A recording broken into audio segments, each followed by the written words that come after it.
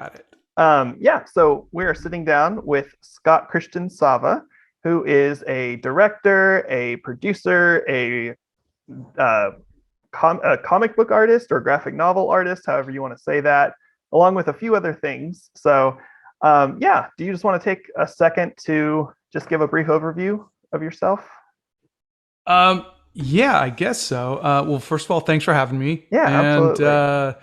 yeah, I think it got after I'd been a video game designer and an animator and made movies and books and everything. I just started to say storyteller and Mhm. part-time hobbit. That was pretty much what I would say. Yes, So it kind of gets confusing when you get into your 50s and you've had so many different careers. It does it makes it hard to kind of narrow down what you do. yes, absolutely. So, speaking of Hobbit, I would be amiss if I did not bring up your current. This is actually your basement, if I understand correctly, that you've been Yeah, able to yeah. renovate into Yeah, your this office. is it's um this is that was our bookshelf that Mm, goes out. Where am I going? Yeah, that goes out to the garage, and then it goes out to the backyard. But yeah, yeah, this is my little hobbit hole. yeah. It's all a facade, which is really interesting. So it's all kind of just the dust. It's all, but it's all foam and Mhm. just painted to look like wood. But Yeah, it's really kind of fun. It's like living in a movie set. yes, and luckily it's not to scale because Yeah, that exactly. wouldn't be quite as fun. Bonking my head Um, on everything. yeah, and so we were actually talking a little bit before we started recording. You're also very, very big on TikTok and YouTube, I believe. Are you actually on TikTok? Yeah, You yeah. both? Yeah. I still have, at least as of right now, more followers on TikTok than I do Okay. YouTube, but I'm catching up on YouTube. Yeah, yeah. So I mean, I'll just say this morning I was on. You do some live streams, and Yeah, you were doing colored pencil of Robin Williams from Hook, which I and haven't done colored pencils in yes, over a decade, but yes, it was um, fun. yeah. And honestly, I mean, Robin Williams being probably one of my favorite actors of all time, and Hook Yeah. honestly being one of my favorite movies of all time. That was a very pivotal movie for us. So Yeah. I'll jump into that. Kind of leads into a fun question. So, if you could choose any voice actor or actor to create a character for, who would that be? Living or dead. Either. Well, see, speaking of Robin Williams, Mhm.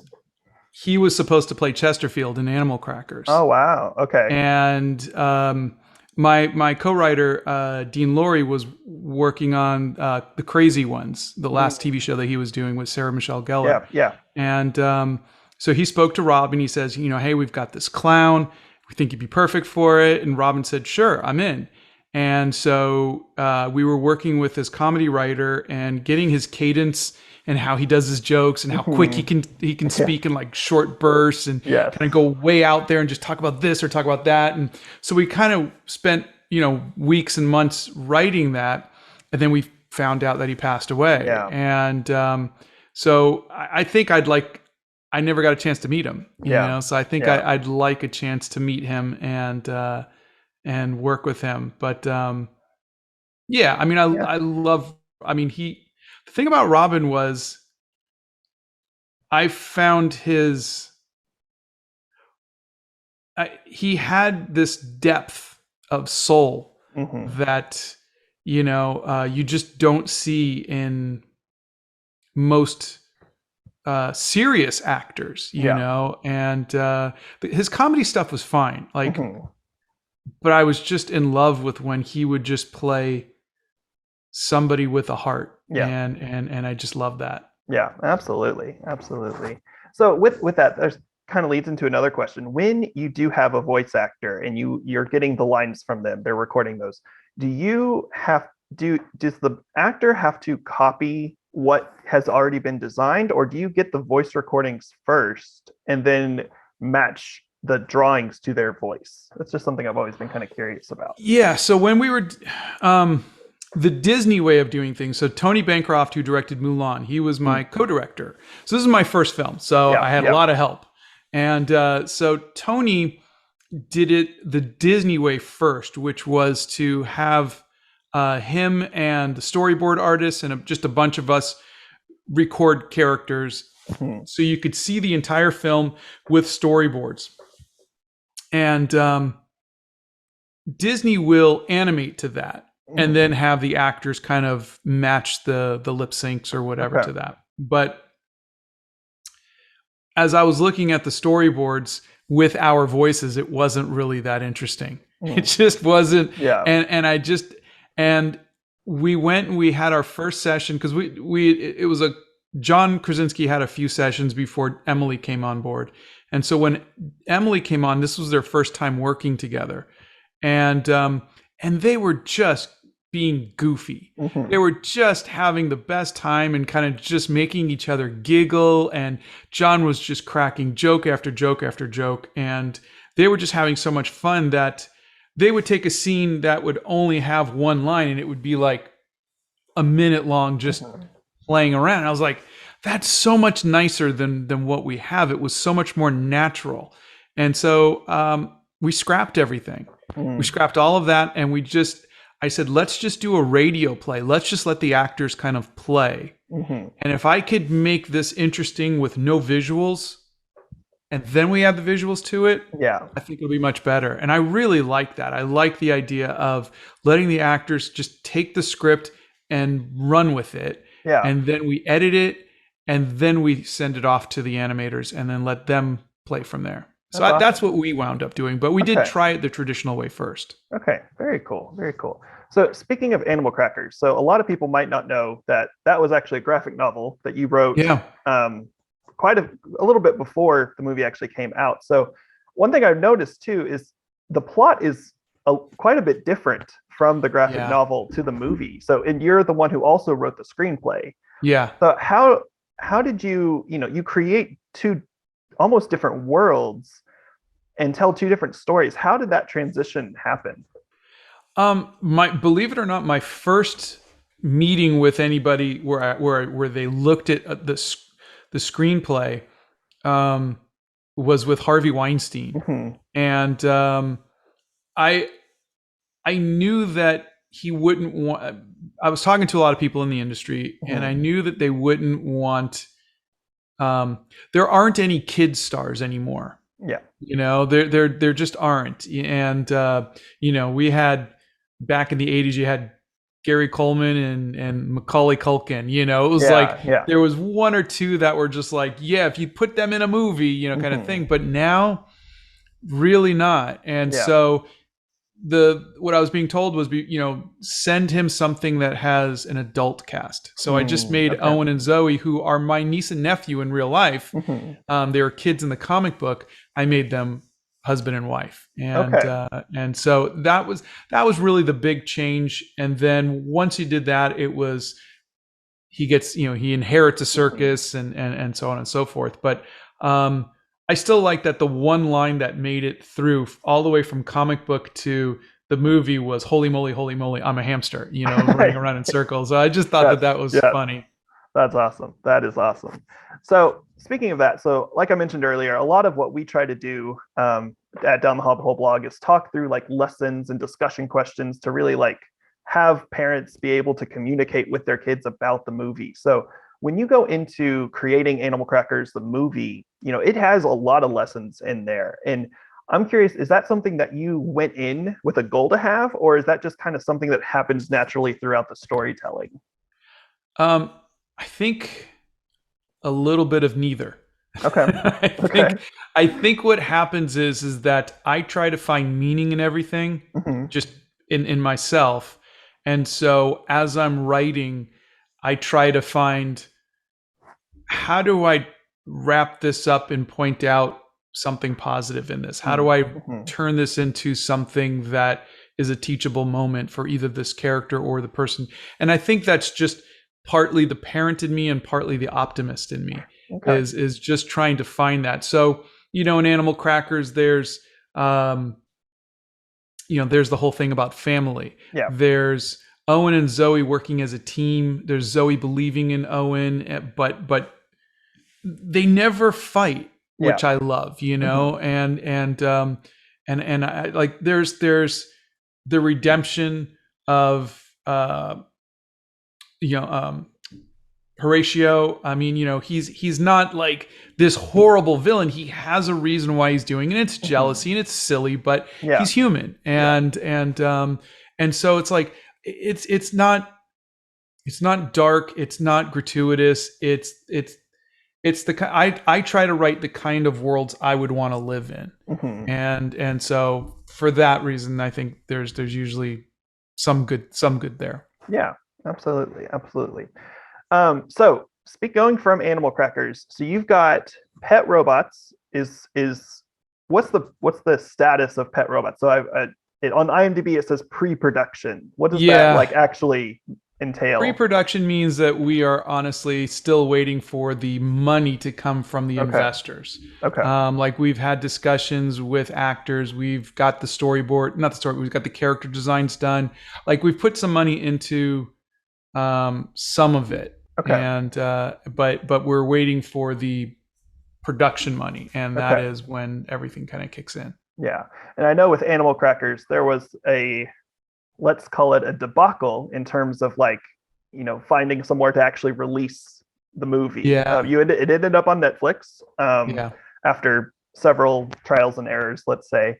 So, do you have anyone that's it's like, hey, if you make this movie, we're interested. Like, is Netflix still interested in the next movie, or is it you've got to find someone else? No, Netflix is definitely interested. The thing is that honestly, and I wasn't planning on a sequel for Animal Crackers, but the first movie did so well that I've been working on a script for a sequel. Okay. And because it's what we like to call low hanging fruit. Yeah. It's like, well, we already got this. Just give us a sequel. I've got all of these other, but this one we know kids liked, so let's do, so it's they feel like it's less of a risk. Okay. But we're working on a couple different things. So. Okay, very cool. Speaking of that, we also have what's the status of Ed's Terrestrial? Oh, Ed's Terrestrials. Ed's Terrestrials is kind of supposed to be right behind Pet Robots. Okay. And but I actually really love that script. It's just fun. It's got a lot of heart to it, and I love the characters. But we'll see. We'll see. Yeah. So I'll actually link down Blue Dream Studios is you and your wife's studio, correct? Yeah. So in general, like besides movies, what else does that studio do? Well, I think the books were the biggest thing. And so we've produced a lot of books. Pretty much all of them are out of print now. Okay. So,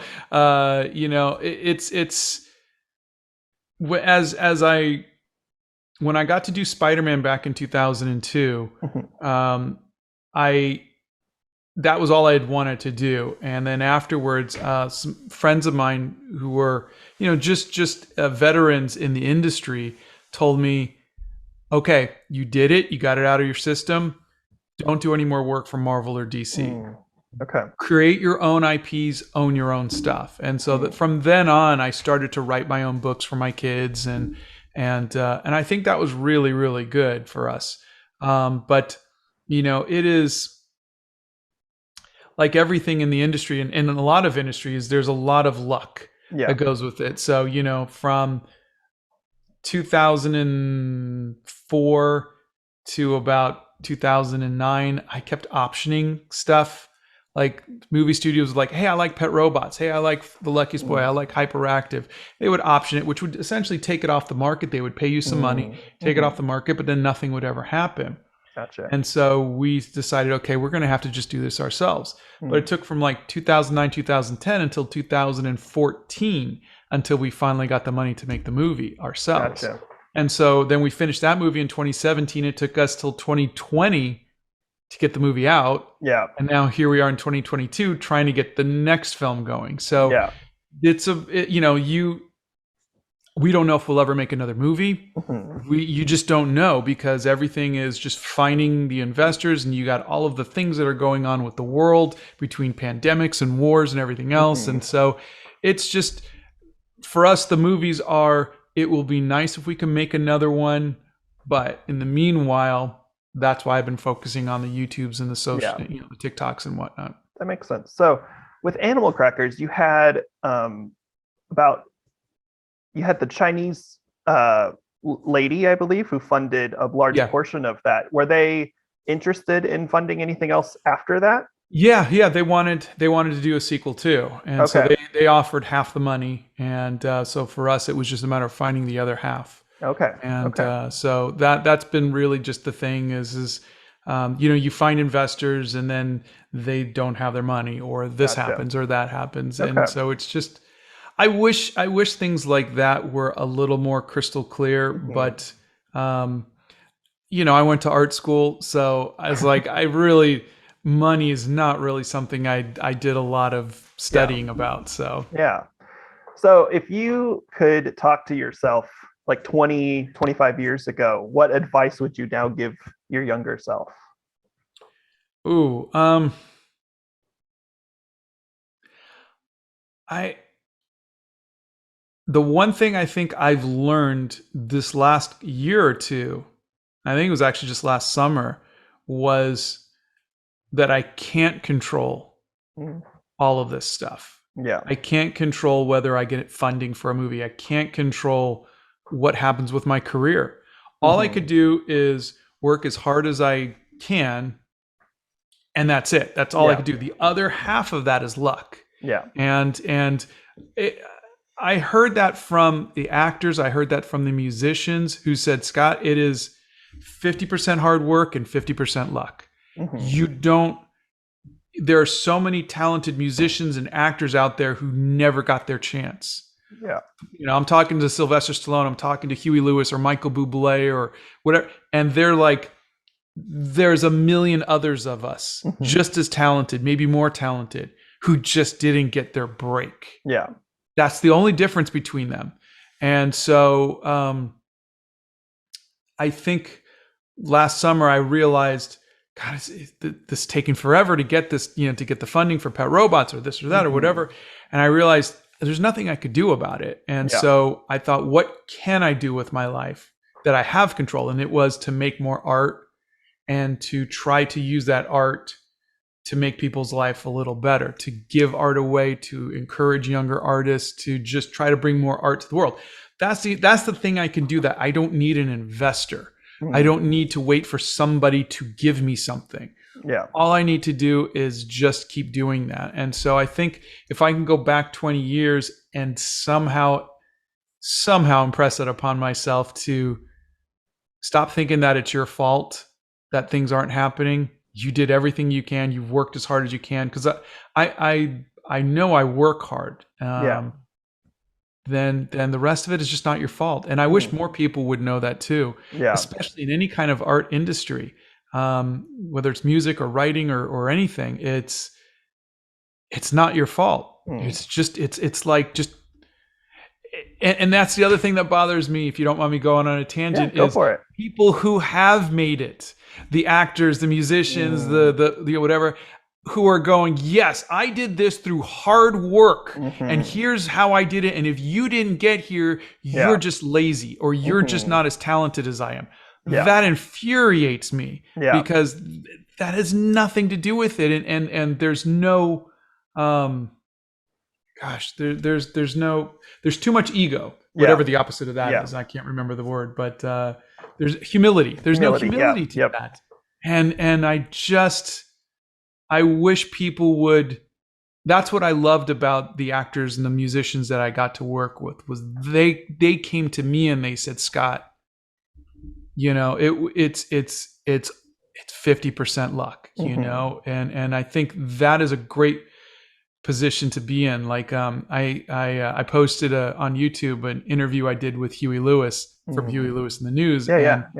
and Yeah. Yeah. he's dealing with the loss of his hearing as a musician. He Hmm. can no longer perform, and all he's saying is that I had such a good life. I'm Hmm. so blessed to be where I am. I'm so lucky, and there's so many people who have it so much worse than I do, and I'm just so thankful for what I have. And I love that humility that Hmm. this guy has, and that's what I would try to teach my younger Yeah. self. Absolutely. Absolutely. So with let's say Pet Robots gets fully funded tomorrow. Here's hoping. What does the day of a director producer look like from your perspective? Once something gets rolling, what is your role in that? What's your Yeah, that's fun. Mhm. Because for me, Animal Crackers and probably every other movie I do is going to be virtual. Mhm. I just get to come down into the Hobbit hole, and especially if it's done overseas, like in Spain, I'll by the time I wake up, they will have been up for, you know, Mhm. they will have been working for at least 5 hours. Yeah. So what I do is I wake up and I have shots to look over, Mm. which is just so fun. That's really fun. Now that's a little bit further along, but if you're talking the very first day, it's going to be screenwriting, work, like rewriting the script, getting it polished and everything. I'll be booking trips to LA. I'll be booking trips to Valencia, Spain. We'll be starting casting. So we start talking about who we want for the different roles, sending those requests out to the agents, things like that. Tightening up the budget, seeing where everything goes. This time I'm going to get paid because I didn't pay myself on the first film. But, Yeah. I think, making a movie the way that we did Animal Crackers was very much like going to Disney World. Mm. It was very much like everything is exactly as I had hoped it would be, and Awesome. and so I know nothing's perfect. We had our ups and downs, but I think we just really looked at it with that childlike wonder. Mm. And like, oh my God, I can't believe we're making a movie. Oh my God, Yeah. I can't believe I'm talking to Ian McKellen. Oh my God, I can't believe, it was just, everything was Yeah. just so cool. And, Yeah. you have frustrating things, you have ups, but overall, you just keep that perspective of, we're making a movie. And that's what we always, like, we'd have the worst day and we're like, but we're making a movie, Yeah. And so I think you just smile for 2.5 years is what it is. That's awesome. So I know with Animal Crackers, there were three directors listed. So ultimately, when y'all all have a vision for this movie, how does that collaboration work to get to the final product? Well, it was, so Tony Bancroft he came on board, and he's the one who's got the most experience. I mean, he's Mhm. directed Mulan. He's been in Disney for so long, and he and I have been friends for a while, and he just said right at the onset, "This is your film. This is Mhm. your film." He's like, "You have final say. You get to do whatever you want to do," and which he didn't have to do. He had seniority, but he just knew. He's like, "This is your baby." So there was a ton of stuff where I was like, "Oh, we should do this. We should do this." And he's like, "I think you should do this." He's like, Mhm. we would do it. And I would say maybe most of the time I would go, "Now I'm going to try it my way," and then it would fail. And sometimes, like, figure 20% of the times it was actually kind of cool. And that's what I was going for was, well, yeah, but because I know what it's going to look like if we do it the way Disney does it. Mhm. What if we do it this way? And Yeah. then we'd fail and he'd go, "That's why we didn't do it that way in Disney," Yeah. but the 20% of the times that it didn't, we are like, okay, that was kind of cool. But we had the ability to, because it was just us making a movie. We didn't Yeah. have to worry about a marketing department or this department or an accounting department. It was just us making a movie. And Mhm. most of the time, this stuff didn't cost us more money, just maybe a little more time, But I think that was really cool. And then Jaime out in Spain, he and I have been working together for 15 years. Mm. And Jaime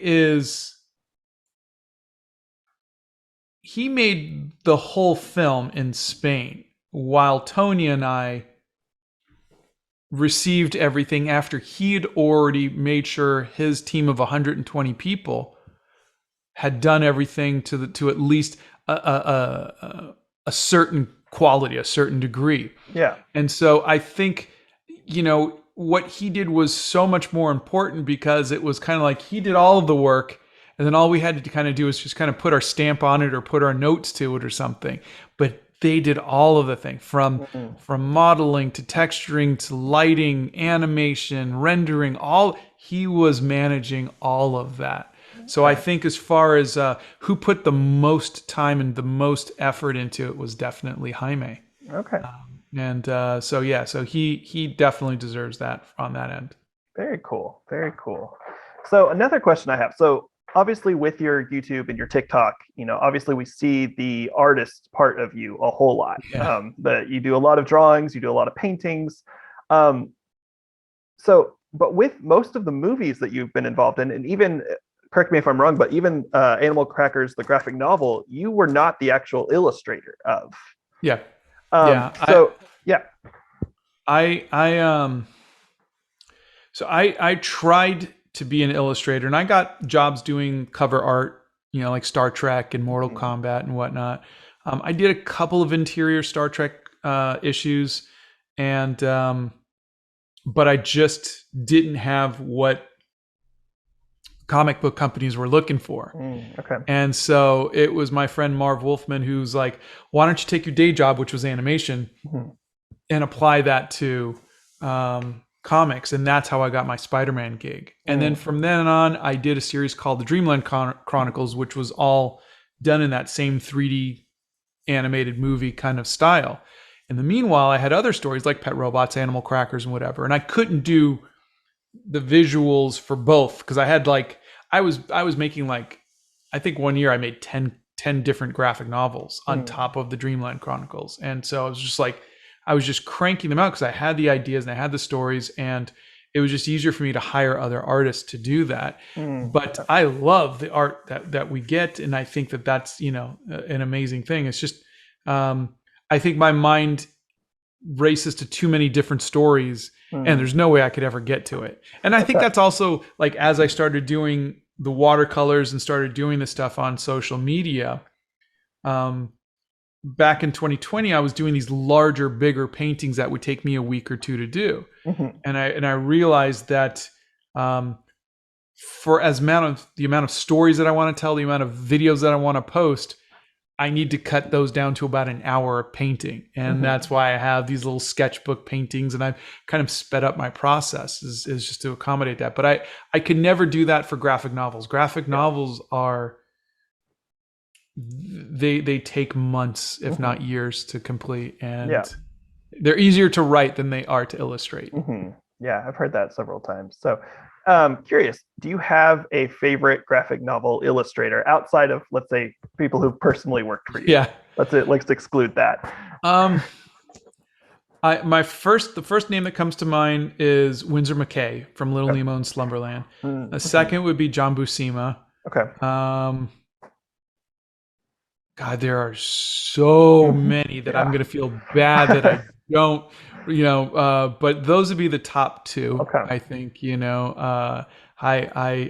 they're both visually very different, but I love Winsor McKay's storytelling was I took a lot of his almost animation panel, Mm-hmm. the way that he would do, like they were moments in time, and I love that, and I love his framing, and I love his architecture, I love the detail of the worlds that he built, and then I just love everything, the dynamic, everything that John Buscema did. I just Yeah, love. that's awesome. Kind of going from graphic novels to books. So obviously, probably a J.R.R. Tolkien fan, to say the least. Yeah. Any other favorite authors to throw out there?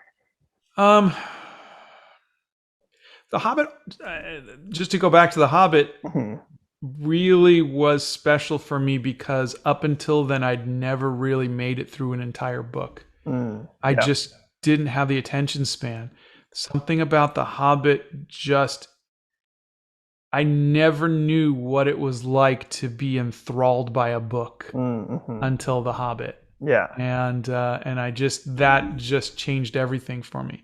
From then on it was, I read the Chronicles of Narnia. I read John Carter of Mars, Mm-hmm. but I don't think I mean, I've done a lot of audiobooks lately, Yeah. but and uh, some of them was Neil Gaiman. There Mm. was Cersei. There was, of course, the Harry Potter books. Mhm. Uh, actually, Kareem Abdul-Jabbar's. Oh. Uh, he does a series of Sherlock Holmes, but they're Mycroft Holmes Oh, stories, interesting. and Interesting. they're really good. Yeah. So those were really good. But yeah, I mean, if anybody asks, my favorite book is always The Hobbit, and I Yeah. never could get through the Lord of the Rings. Hmm. I could never like I'm astonished by anybody who could read like the Silmarillion or something like Yeah. that. It's like Yes. for me it was like, oh my god, as soon as I get to Concerning hobbits. yeah, it's what's Yeah. his name? The Bombadil?